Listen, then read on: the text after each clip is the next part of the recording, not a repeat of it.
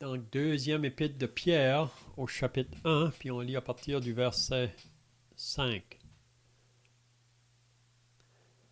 Je commence la lecture, puis vous pouvez suivre si vous voulez. À cause de cela même, faites tous vos efforts pour joindre à votre foi la vertu, à la vertu la science, à la science la tempérance, à la tempérance la patience, à la patience la piété, À la piété, l'amour fraternel, à l'amour fraternel, la charité. Car si ces choses sont en vous et y sont avec abondance, elles ne vous laisseront point oisifs ni stériles pour la connaissance de notre Seigneur Jésus-Christ.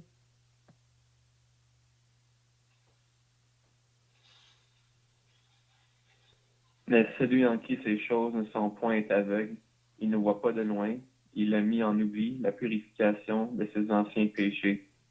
C'est pourquoi, frères, appliquez-vous d'autant plus à affermir votre vocation et votre élection, car en faisant cela, vous ne broncherez jamais.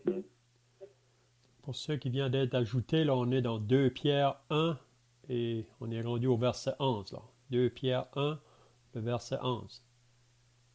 OK. C'est ainsi, en effet, que l'entrée dans le royaume éternel de notre Seigneur et Sauveur Jésus-Christ vous sera pleinement accordée. Voilà pourquoi je prendrai soin de vous rappeler ces choses, bien que vous les sachiez et que vous soyez affermis dans la vérité présente. Et je regarde comme un devoir, aussi longtemps que je suis dans cette tente, de vous tenir en éveil par des avertissements, car je sais que je la quitterai subitement, ainsi que notre Seigneur Jésus-Christ me l'a fait connaître. Mais j'aurai soin qu'après mon départ, vous puissiez toujours vous souvenir de ces choses.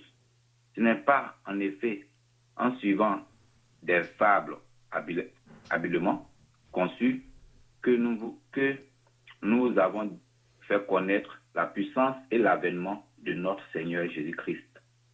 Mais c'est comme ayant vu sa majesté de nos propres yeux. Amen. Donc on va Amen. arrêter là pour notre lecture aujourd'hui. Donc si vous étiez là la semaine passée, on avait regardé concernant la patience et la piété. On avait vu là que à partir du verset 5, que Pierre disait à ses croyants à qui il écrit là, à cause des choses qu'il vient de mentionner, parce qu'il faisait comprendre aux croyants que maintenant que nous sommes en Christ, maintenant qu'on a été nés de nouveau, on a reçu l'Esprit de Dieu qui est venu faire son habitation en nous. Puis par l'Esprit de Dieu, nous avons la puissance divine vraiment avec nous pour pouvoir vivre une vie qui plaît à Dieu, une vie d'obéissance envers Dieu. Vous savez que nous vivons dans un monde qui est contraire. Donc, mais toutes personnes qui sont nées de Dieu, qui ont l'Esprit de Dieu, on peut avoir la victoire sur les convoitises de ce monde. C'est ça qu'il nous dit là à la fin du verset 4, en fuyant la corruption qui existe dans le monde par la convoitise.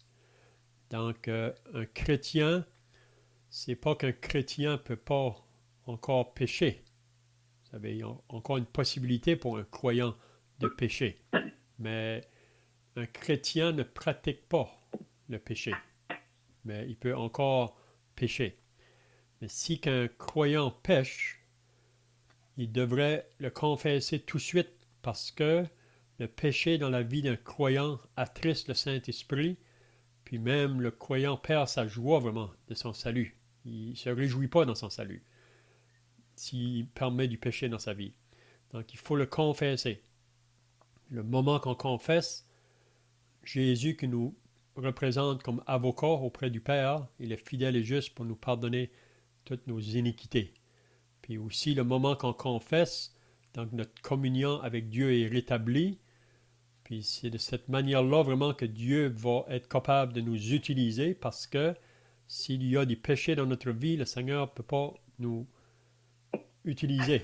Et c'est pour ça qu'on est exhorté dans la deuxième épître à Timothée là, de être des vases propres ou des vases purs pour qu'on puisse être utilisé par le Maître.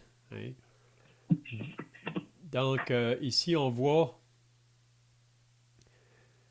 que Pierre exhorte donc les croyants à qui il écrit maintenant de faire tous vos efforts. C'est ça qu'on a vu là à partir du verset 5. À cause que nous possédons le Saint-Esprit, nous avons l'Esprit de Dieu en nous, mais il y a un côté d'effort qu'on doit faire là pour que le Saint-Esprit peut prendre pleinement toute notre aide pour pouvoir servir Dieu.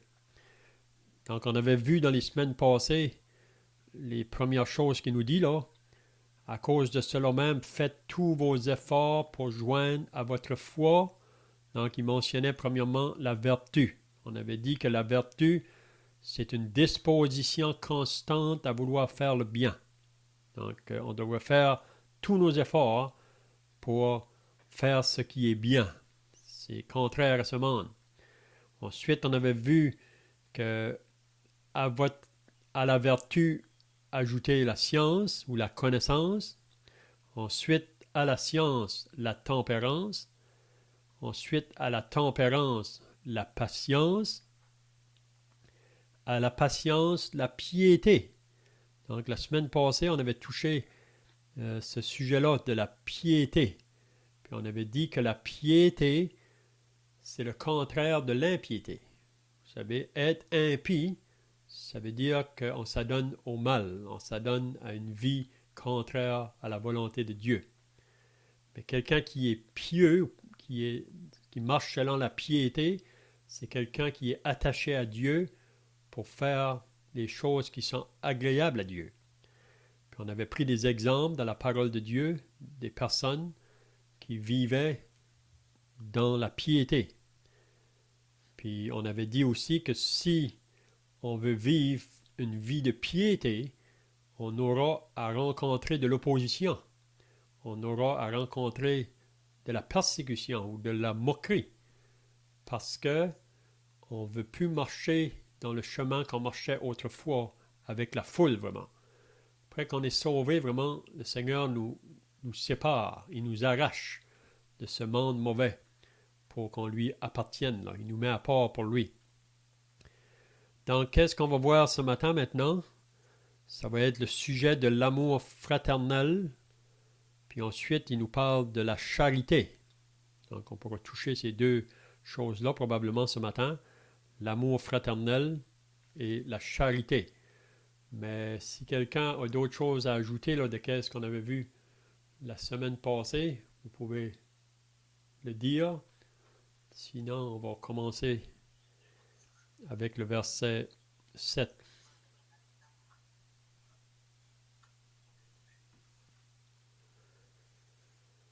OK, donc, il nous dit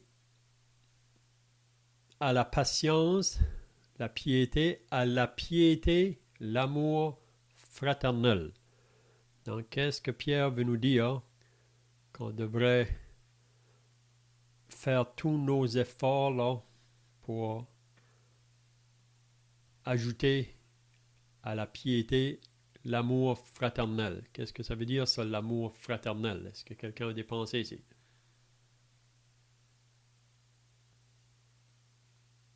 Ce serait un intérêt pour les autres, premièrement. Mm-hmm. Donc, quand on dit amour fraternel, on pourrait dire amour pour nos frères et sœurs dans le Seigneur.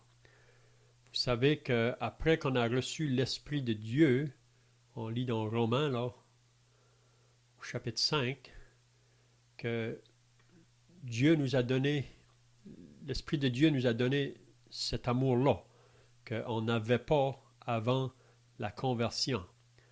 Vraiment, l'amour qui nous parle ici, là, c'est vraiment l'amour agapé, puis c'est un amour qui nous fait aimer, premièrement, Dieu, puis ensuite, la famille de Dieu. Ça, c'est une chose qui prend place après qu'on est nouvellement sauvé. On veut aimer Dieu, on veut placer Dieu en premier. Et comme Jésus a dit, cherchez premièrement la justice de Dieu et le royaume de Dieu, et toutes les autres choses vous seront données par-dessus. Donc, c'est le désir d'un enfant de Dieu de vouloir servir Dieu maintenant. C'est ça qui prouve vraiment si nous aimons réellement Dieu. Et comme Jésus a dit à ses disciples, si vous m'aimez, gardez mes commandements. Donc, de dire qu'on aime Dieu, puis on ne garde pas ses commandements, ça prouve vraiment qu'on n'aime pas réellement Dieu. C'est un peu comme un enfant qui dit à ses parents, je vous aime, mais par ses actions ou par ses paroles, il prouve qu'il ne nous aime pas vraiment. Et d'aimer, c'est vraiment de vouloir faire bien ou servir la personne. Donc ici, l'amour fraternel, donc, c'est l'amour, on peut dire, premièrement envers les enfants de Dieu, mais aussi cet amour-là va se manifester même envers le monde inconverti, ceux qui ne sont pas encore nés de Dieu. Même parce que maintenant on est sauvé, on veut parler de notre Sauveur à ceux qui nous entourent. Peut-être qu'en retour, on va rencontrer l'opposition et des persécutions. Mais même si les personnes nous font du mal, comme croyants, on est capable de pouvoir les aimer. C'est ça que Jésus a enseigné à ses disciples. Et d'aimer vos ennemis. Vous savez, toute personne qui n'est pas née de Dieu, qui ne fait pas partie de la famille de Dieu, est ennemi à Dieu. Donc, étant ennemi à Dieu, il est aussi ennemi des enfants de Dieu. Oui? Mais nous, comme croyants, par cet amour maintenant qui habite en nous par l'Esprit, on peut aimer ceux qui nous font du mal. Et c'est un esprit de force, d'amour et qu'on a reçu, puis on peut aimer même ceux qui nous font du mal. On est exhorté souvent dans la parole de ne pas rendre le mal pour le mal. Et c'est ça qu'on voit dans Romains 12, même dans 1 Thessaloniciens 5, qui nous dit aussi la même chose. Donc, l'amour fraternel. Aimer nos frères et sœurs dans le Seigneur. Puis si on va aimer, donc on va vouloir le bien de notre frère et sœur. Vous savez, l'amour, c'est l'accomplissement de la loi. Et si on aime, on accomplit la loi de Dieu. Et ça veut dire qu'on va aimer Dieu de tout notre cœur. C'est ça la première chose qu'on est demandé. Ensuite, notre prochain comme nous-mêmes. Mais on ne peut pas le faire par nos propres forces ou par la nature charnelle. La nature charnelle s'oppose à ça. Mais c'est seulement par l'Esprit de Dieu qu'on va être capable de le faire. Je ne sais pas si quelqu'un d'autre pensait ici, là.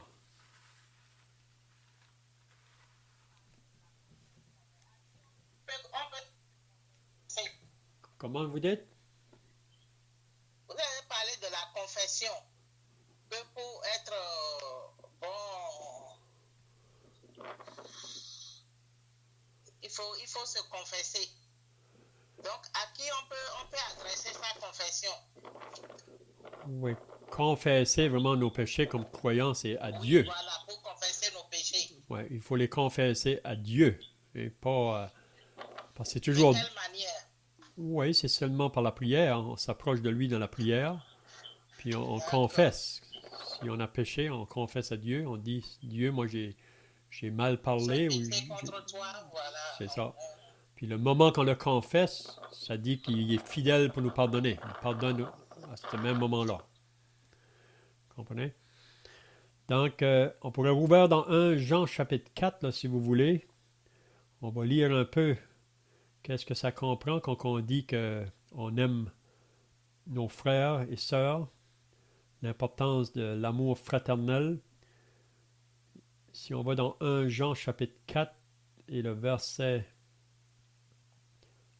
20, si quelqu'un veut le lire, là, versets 20 et 21, 1 Jean 4, 20, 21.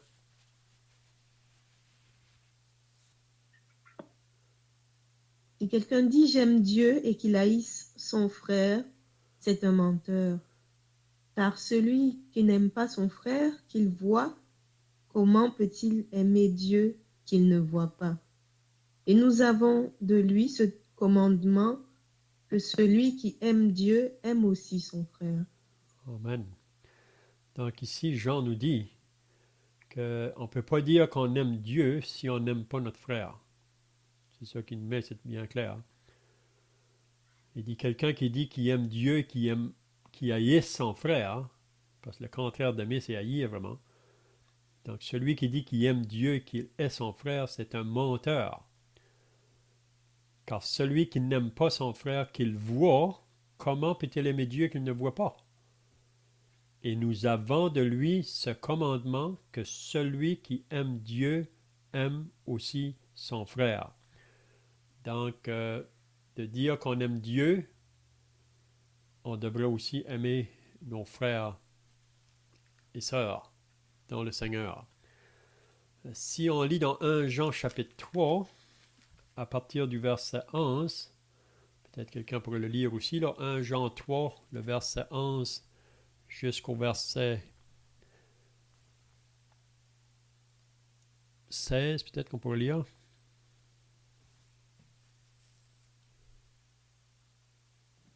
Car ce qui vous a été annoncé et ce que vous avez entendu dès le commencement, c'est que nous devons nous aimer les uns les autres et ne pas ressembler à Caïn qui était du malin et qui tua son frère. Et pourquoi le tua-t-il? Parce que ses œuvres étaient mauvaises et que celles de son frère étaient justes.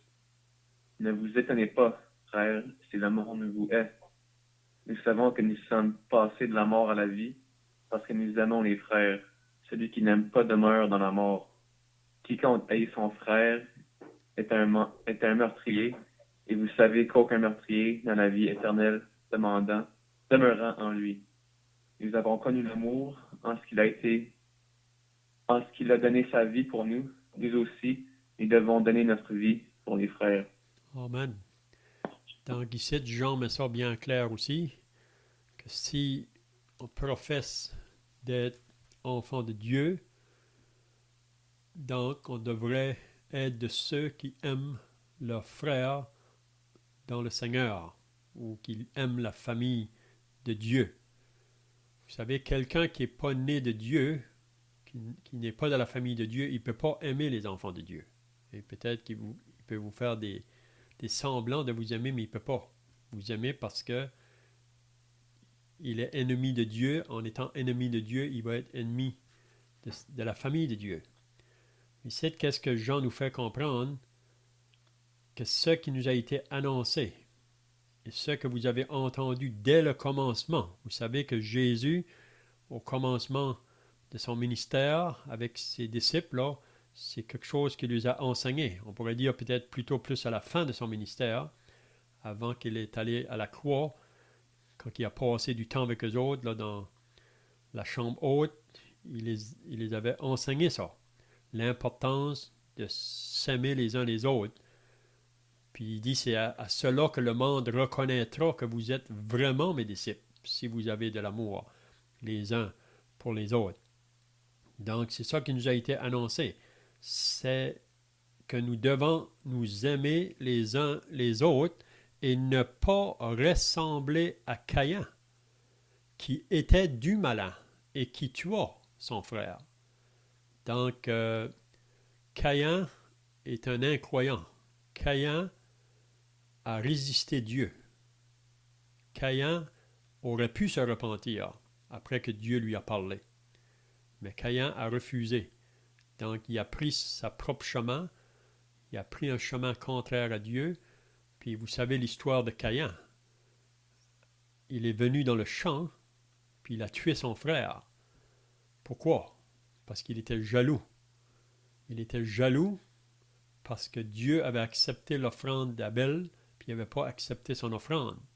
Puis la raison qu'il n'a pas accepté l'offrande de Caïn, c'est parce que Caïn voulait s'approcher de Dieu par ses propres mérites ou ses propres œuvres ou son propre travail. On ne peut pas s'approcher de Dieu comme ça. Mais Abel, lui, il a offert à Dieu une victime innocente, un animal de son troupeau. Puis la raison que Dieu l'a accepté, c'est parce que Dieu voyait dans ce sacrifice-là son fils un jour qui allait venir comme agneau de Dieu pour ôter les péchés du monde. Dans Caïn, parce qu'il a refusé de se repentir, de se tourner vers Dieu, il a tué son frère. Puis ici, Jean nous dit que pour nous qui appartenons à Dieu, on ne va pas agir de cette manière-là. Vous savez, le monde inconverti va agir comme Caïn. Un monde religieux. Vous savez, les pharisiens, c'était des gens très religieux, mais religieux extérieurement. Mais ils étaient très loin de Dieu dans leur cœur. Puis les pharisiens, vous vous rappelez, qui ont voulu faire mourir Jésus parce que Jésus leur disait vraiment leur état devant Dieu. Donc, il n'y avait aucun amour. Donc, si on n'est pas né de Dieu, on ne peut pas aimer les enfants de Dieu. Donc, il dit, et pourquoi le tua-t-il? Pourquoi que Caïn a tué son frère? Parce que ses œuvres étaient mauvaises et que celles de son frère étaient justes. Puis ensuite, il va nous dire, ne vous étonnez pas, frères, si le monde vous haït. Donc, il ne faut pas être surpris si le monde autour de nous nous haït. Ici, il parle aux enfants de Dieu, aux croyants. Il ne faut pas être surpris si le monde va vous haïr. On dirait que Jean enseigne la même chose que Jésus a enseigné à ses disciples. Vous vous rappelez qu'est-ce que Jésus a dit dans Jean 15, au verset 18, il a dit « Si le monde vous haït, sachez qu'il m'a haï avant vous. Si vous étiez du monde, le monde aimerait ce qui est à lui. Mais parce que vous n'êtes pas du monde, le monde vous haït. » Donc, Jean nous dit la même chose. Ne vous étonnez pas, frères, si le monde vous haït. Puis qu'est-ce qui prouve, ou une preuve vraiment, qui peut dire qu'on est passé de la mort à la vie, là, c'est parce qu'on aime nos frères et sœurs, on aime la famille de Dieu. C'est ça qu'il dit au verset 14. Nous savons que nous sommes passés de la mort à la vie parce que nous aimons les frères. Mais si quelqu'un dit qu'il appartient à Dieu, puis n'aime pas les enfants de Dieu, il est un menteur, il se trompe. C'est ça que Jean veut nous faire comprendre ici. Vous savez, l'épître de Jean, Jean veut nous faire comprendre ceux qui sont dans la lumière vont agir comme ça. Ceux qui sont toujours dans les ténèbres vont agir de cette manière-là. Donc, tout enfant de Dieu devrait aimer les autres enfants de Dieu. Hein? Puis il dit, c'est une preuve vraiment qu'on est passé de la mort à la vie parce que nous aimons les frères. Celui qui n'aime pas demeure dans la mort. Donc, de dire qu'on appartient à Dieu et on n'aime pas nos frères et nos sœurs, il dit, ça veut dire qu'on est toujours associé à la mort. Quiconque est son frère est un meurtrier, et vous savez qu'aucun meurtrier n'a la vie éternelle, demeurant en lui. Donc, quelqu'un qui s'adonne au meurtre, il n'a pas la vie éternelle. Nous avons connu l'amour en ce qu'il a donné sa vie pour nous. Nous aussi, nous devons donner notre vie pour les frères. Donc, d'aimer vraiment, c'est d'être prêt à partager ce que nous avons aux autres. C'est ça qu'il mentionne juste après, là. Donc, je ne sais pas si vous avez d'autres pensées à ajouter ici, là.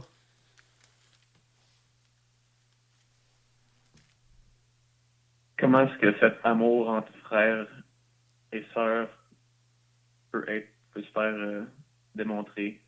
Comment est-ce que les chrétiens démontrent cet amour fraternel? Mm-hmm. Donc, si on lit dans les Actes des Apôtres, au chapitre 2, on lit là que les premiers chrétiens persévéraient dans 4 choses qu'on peut voir là, au début de l'Église. Il y a 4 choses qui est très important que les premiers chrétiens persévéraient dedans. La première chose, c'est qu'ils persévéraient dans l'enseignement des apôtres. Ensuite, et dans la communion fraternelle. C'est ça que ça veut dire vraiment. La communion fraternelle, là, c'est avoir communion avec nos frères et sœurs. Ensuite, c'était dans la prière et dans la fraction du pain et dans la prière. Donc, c'était les 4 choses. Donc, pour moi, si on va être capable de manifester notre amour envers nos frères et sœurs, premièrement, c'est de manifester cet amour-là, premièrement, envers Dieu et sa parole. Hein?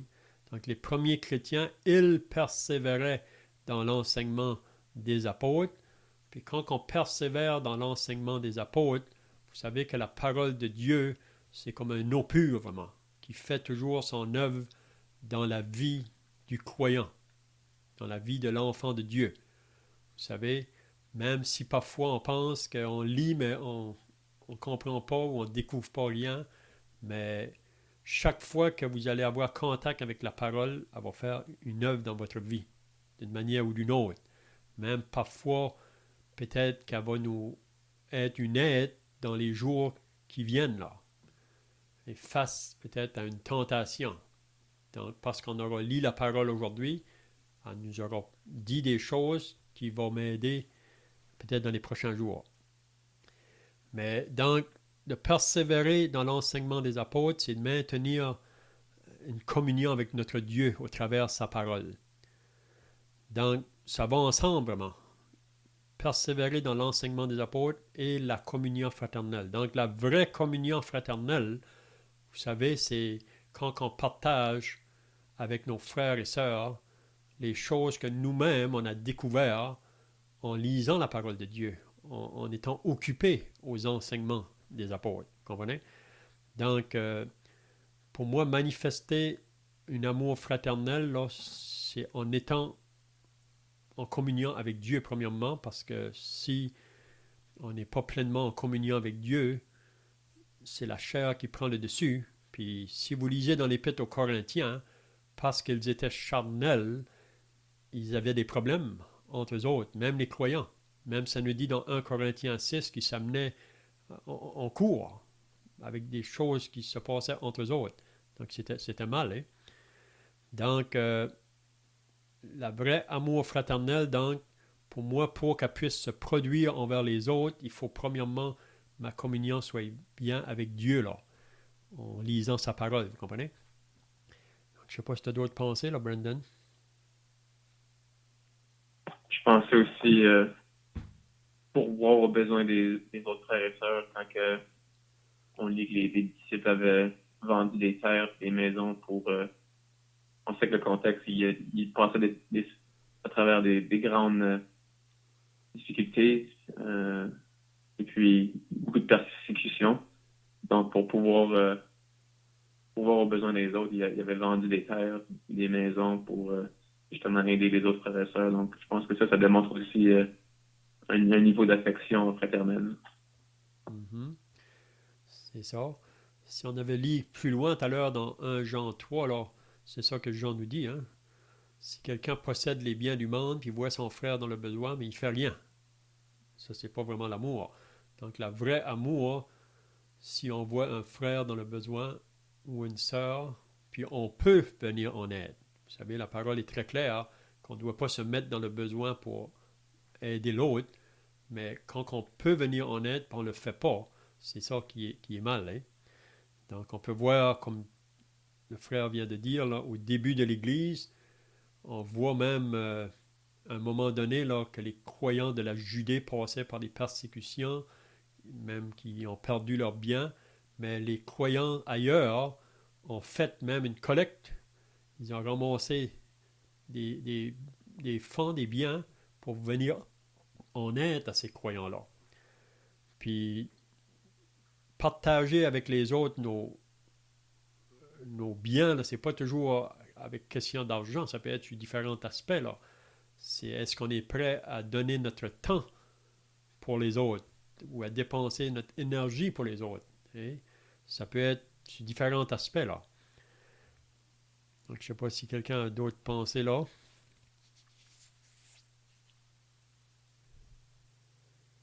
Donc, l'amour fraternel. Une autre chose aussi qu'on peut apprendre là, c'est que on ne voit jamais dans la parole de Dieu un croyant seul, qui reste seul. Vous savez, un croyant devrait être toujours avec d'autres enfants de Dieu, puis d'autres qui vont être une bonne influence sur lui, vous comprenez?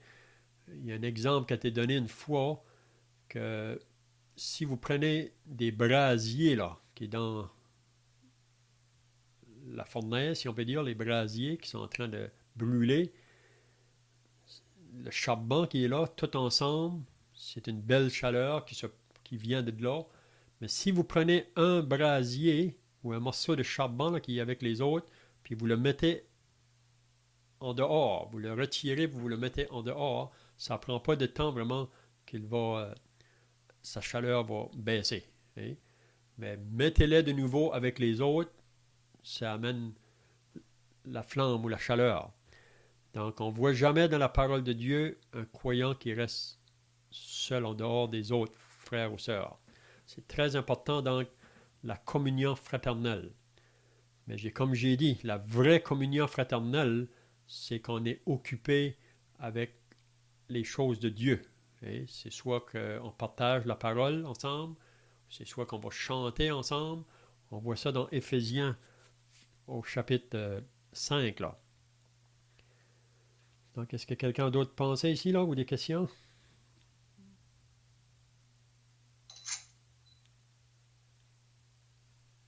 Juste toucher sur le fait qu'on ne devrait pas être seul. Quand on pense aux missionnaires, est-ce que est-ce que ça devrait dire qu'on devrait toujours être deux, soit un couple marié ou soit peut-être deux frères, ou est-ce que les Écritures permettraient disons, un homme missionnaire à partir seul?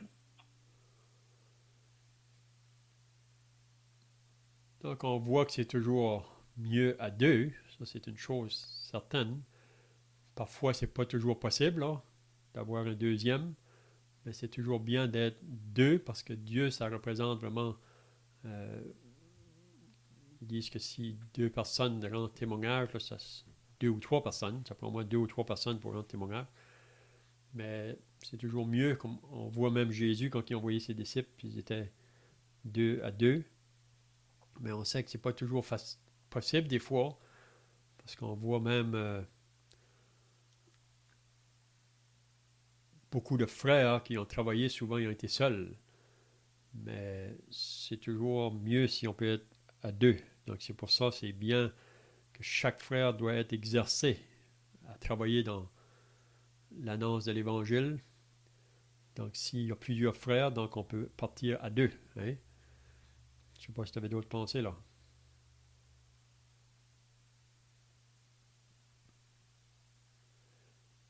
Même quand ça vient dans le mariage, et si on lit dans 1 Corinthiens 7, l'apôtre Paul nous parle de ça. Donc si quelqu'un a le désir de vouloir se marier, hein, parce que c'est ça que Paul enseigne, il y en a qui sont prêts à rester seuls, sans se marier, mais c'est dans le but de servir. Ils ont plus une certaine facilité parce qu'ils n'ont pas quelqu'un à charge à côté. Mais si ils ne peuvent pas rester seuls, ils veulent se marier, c'est mieux de se marier. Mais si on se marie, soit la sœur ou le frère, on va avoir un conjoint, ça devrait être toujours là dans le but de servir Dieu.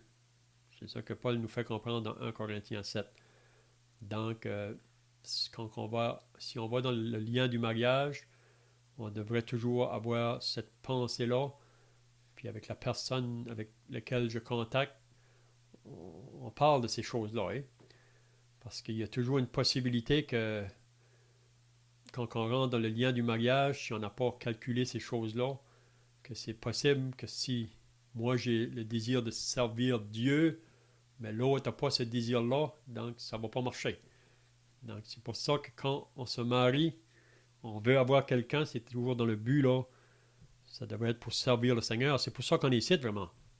C'est ça que Paul dit là, dans 1 Corinthiens 7. Hein? Donc, je ne sais pas si tu as d'autres pensées, là, Brendan. Non, c'est bien. OK, peut-être qu'on pourrait toucher maintenant l'autre pensée, c'est l'amour. On dirait que ça se ressemble, mais il dit premièrement l'amour fraternel, donc l'amour des frères, puis ensuite il dit à l'amour fraternel la charité ou l'amour. Donc on peut voir que ça va ensemble. Quand il parle ici de l'amour, là, c'est vraiment l'amour agapé, comme on disait tout à l'heure. Puis si on veut avoir la définition de qu'est-ce que c'est cet amour-là, peut-être qu'on pourrait le lire ensemble là, avant de terminer. 1 Corinthiens 13.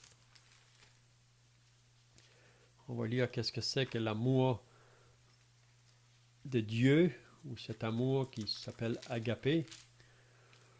On peut lire dans 1 Corinthiens 13 à partir du verset 1. Peut-être qu'on pourrait lire jusqu'au verset 8. Si quelqu'un veut lire 1 Corinthiens 13, le verset 1 à 8.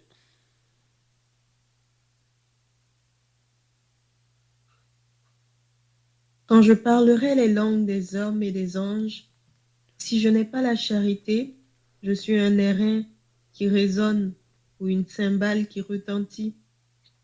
Et quand j'aurai le don de prophétie, la science de tous les mystères et toute la connaissance, quand j'aurai même toute la foi jusqu'à transporter des montagnes, si je n'ai pas la charité, je ne suis rien. Et quand je distribuerai tous mes biens pour la nourriture des pauvres, quand je livrerai même mon corps pour être brûlé, si je n'ai pas la charité, cela ne me sert de rien. La charité est patiente, elle est pleine de bonté, la charité n'est point envieuse, la charité ne se vante point, elle ne s'enfle point d'orgueil, elle ne fait rien de malhonnête, elle ne cherche point son intérêt, elle ne s'irrite point, elle ne soupçonne point le mal, elle ne se réjouit point de l'injustice, mais elle se réjouit de la vérité. Elle excuse tout, elle croit tout, elle espère tout, elle supporte tout. La charité ne périt jamais, les prophéties prendront fin, les langues cesseront, la connaissance disparaîtra. Amen. Donc ici, c'est l'apôtre Paul, en écrivant sa lettre aux Corinthiens, vous savez qu'il a écrit cette lettre-là avec l'âme. On lit ça dans la deuxième épître aux Corinthiens, au chapitre 2. Puis la raison qu'il a écrit cette épître-là avec l'âme, c'est parce qu'il y a beaucoup de choses qui se passaient dans l'église à Corinthe qui attristaient vraiment le cœur de Dieu, mais aussi le cœur de l'apôtre, du serviteur de Dieu. Puis la raison, c'est parce qu'à Corinthe, si vous lisez au chapitre 3, les 2 premiers versets, Paul dit la raison pourquoi il y avait beaucoup de difficultés à Corinthe. C'est pas parce qu'il n'avait pas la connaissance de Dieu, c'est pas parce qu'il n'avait pas les dons, parce que vous savez, après qu'on est sauvé, Dieu donne un don spirituel à tout enfant de Dieu. À Corinthe, il manquait aucun don. On lit ça dans le premier chapitre. Il y avait toute la connaissance, il y avait les dons pour fonctionner comme une assemblée locale, mais parce qu'ils étaient charnels, vraiment, ils faisaient ces choses-là, mais ça comptait pas beaucoup pour Dieu. Puis c'est ça qui nous fait comprendre ici, là, parce que si vous lisez le chapitre 12 de 1 Corinthiens et le chapitre 14, c'est vraiment le fonctionnement d'une assemblée locale. Okay? Donc les dons sont donnés, chacun a son don, puis ensuite on voit quand ils sont mis en exercice au chapitre 14, mais c'est une chose d'avoir un don, c'est une chose d'avoir la connaissance, mais très important que l'amour soit entre les deux. Donc c'est ça qu'on voit ici, là, dans 1 Corinthiens 13, l'apôtre Paul, quand il dit ces choses-là, c'est parce qu'il y a une possibilité que on peut faire beaucoup de choses, mais si c'est pas fait avec l'amour, le vrai amour agapé, il dit que ça va servir à rien. Hein? Donc c'est ça qu'on voit à 1 Corinthiens 13 là. Il dit, quand je parlerai la langue des hommes et des anges, vous savez qu'à Corinthe, le parler en langue existait toujours hein, à ce moment-là, mais Paul dit, si je parlais les langues des hommes et des anges, mais si je n'ai pas l'amour, qu'est-ce que ça fait? Ça ne produit rien vraiment. Il dit, je suis un airain qui résonne ou une cymbale qui retentit. Ça fait beaucoup de bruit, mais ça ne produit rien. Ensuite, il parle, et quand j'aurai le don de prophétie, la science de tous les mystères et toute la connaissance. Même, vous savez que l'apôtre Paul avait ces choses-là en lui-même. Donc, il pourrait parler pour lui-même, Paul. On peut parler pour chacun de nous. Même si on avait ces dons-là, quand j'aurai même toute la foi jusqu'à transporter les montagnes, si je n'ai pas l'amour, je ne suis rien. Ensuite, il va dire, et quand je distribuerai tous mes biens pour la nourriture des pauvres. Vous savez, c'est possible qu'on peut donner beaucoup, faire des œuvres pour les autres, de bien, mais même jusqu'à livrer mon corps pour être brûlé. Si je n'ai pas l'amour, cela ne me sert de rien. Donc, qu'est-ce que Paul veut nous faire comprendre?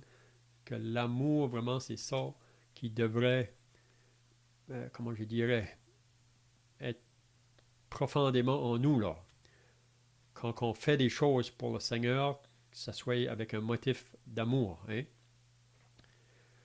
Puis si on continue, là, il va dire qu'est-ce que c'est vraiment cet amour-là, qu'est-ce qu'elle est, puis ce qu'elle n'est pas. Vous comprenez?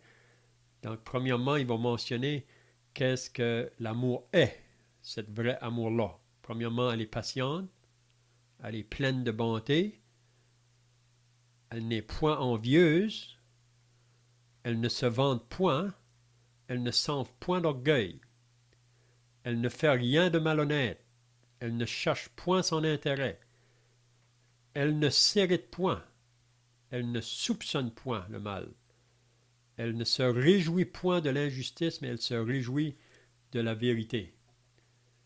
Elle excuse tout, elle croit tout, elle espère tout, elle supporte tout. Donc ici, on voit qu'est-ce que l'amour est vraiment. Donc ce qu'elle n'est pas, on pourrait dire, si on fait des choses, mais ce n'est pas avec l'amour, ce n'est pas de cette manière-là qu'on devrait agir. Hein? Donc le temps est passé, je vois, je ne sais pas si vous avez des questions ici ou d'autres pensées là, avant de terminer. Quand que Paul dit si je n'ai pas d'amour, cela ne me sert de rien. Est-ce que la pensée ici, c'est que sans l'amour, peu importe que ce soit tes bonnes œuvres, il n'y aura pas de résultats ou ils ne seront pas effectifs, ou est-ce que c'est l'idée qu'au tribunal de Christ, il n'y aura pas de récompense ou de couronne pour ces choses qu'il a faites s'ils ne sont pas faites avec amour? Mm-hmm. Mais ici, moi je crois que tout enfant de Dieu possède cet amour-là. Tout enfant de Dieu possède cet amour-là. Comme les Corinthiens possédaient cet amour-là, mais la seule manière qu'on peut manifester cet amour-là, c'est d'être en bonne communion avec notre Dieu. Okay? Parce que si la chair prend le dessus, donc cet amour-là vraiment ne va pas se manifester. C'est plutôt la chair qui va manifester le contraire. C'est comme tu viens de dire, pour moi, tout ce qu'on fait, comme Paul dit, c'est là on peut faire beaucoup de travail, mais c'est au jour du tribunal vraiment que tout va être amené à la lumière.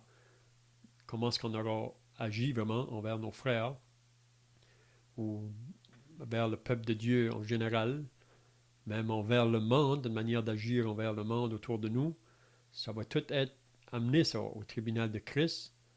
Puis c'est là vraiment qu'on va voir les places qu'on aura manquées puis les places qu'on aura gagnées. Mais pour moi, les places qu'on gagne, c'est seulement quand on est pleinement en communion avec notre Dieu que cet amour-là peut se manifester. Parce que sinon, si la chair a le dessus, on ne peut pas manifester ça. Hein? Donc, je ne sais pas si ça aide, Brendan.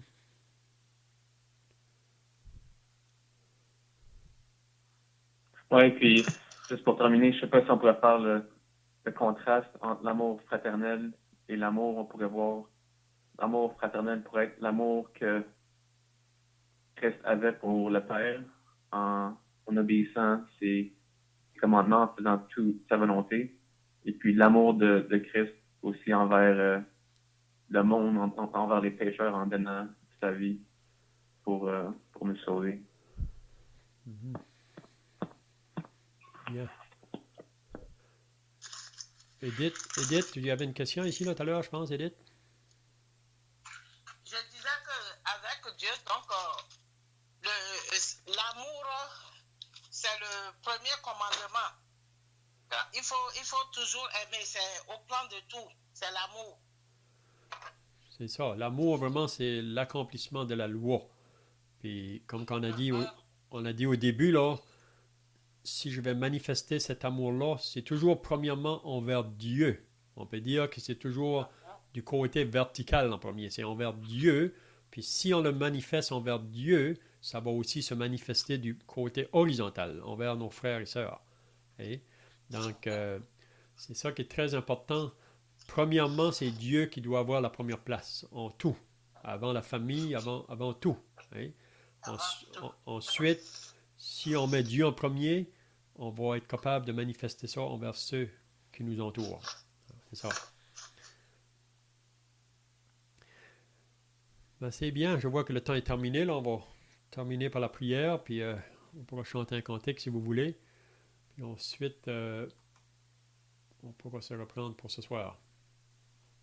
On te remercie encore pour une autre journée de grâce et un autre moment qu'on a pu passer dans les Saintes Écritures. On te remercie pour ton amour envers nous, un amour inconditionnel, un amour indifférent de nos statuts sociaux, indifférent de notre couleur de peau, indifférent de où on vit. On sait que tu sois aimé de pécheurs même jusqu'à la mort. Et puis on te remercie qu'à travers le sacrifice du Seigneur Jésus, que ceux qui mettent leur foi en lui trouveront la vie éternelle. Et on te remercie pour ceux qui l'ont trouvé, cette vie en Christ, et pour ceux qui sont encore dans les ténèbres, ceux qui n'ont pas encore connu le vrai amour de Dieu. On te prie qu'aujourd'hui même, avant qu'il soit trop tard, qu'ils viennent en repentance à Dieu. Et puis on te demande de l'aide de jour en jour pour, comme chrétien, démontrer cet amour fraternel et amour pour tout être humain, qu'en nous puisse illuminer vraiment l'amour et la gloire de Dieu. Alors, bénis-nous encore aujourd'hui, préserve-nous cette journée même, au nom du Seigneur Jésus. Amen. Amen.